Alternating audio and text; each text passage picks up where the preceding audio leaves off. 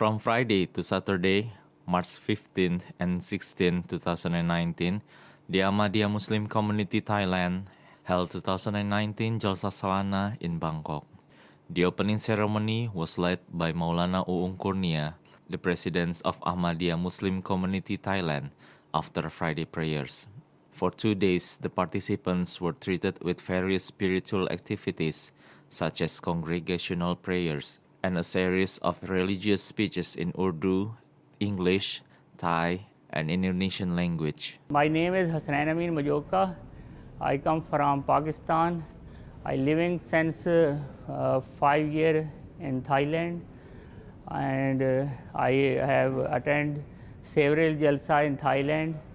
It is a good opportunity for me because before this I have never attended jalsa in Pakistan because there are a lot of the obligation and there are some hurdle because of government law.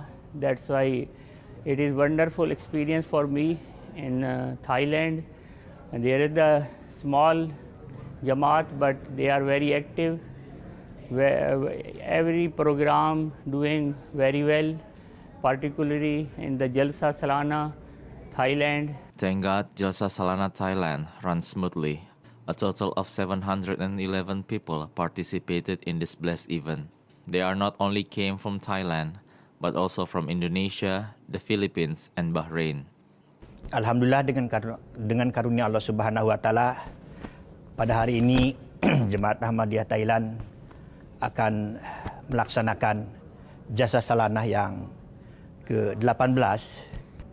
Jalsa Salanah kali ini adalah Jalsa Salanah yang ke-18 diadakan di Hotel Manhattan, dan kami telah mengadakan Jalsa Salanah di Hotel Manhattan ini kurang lebih 14 tahun.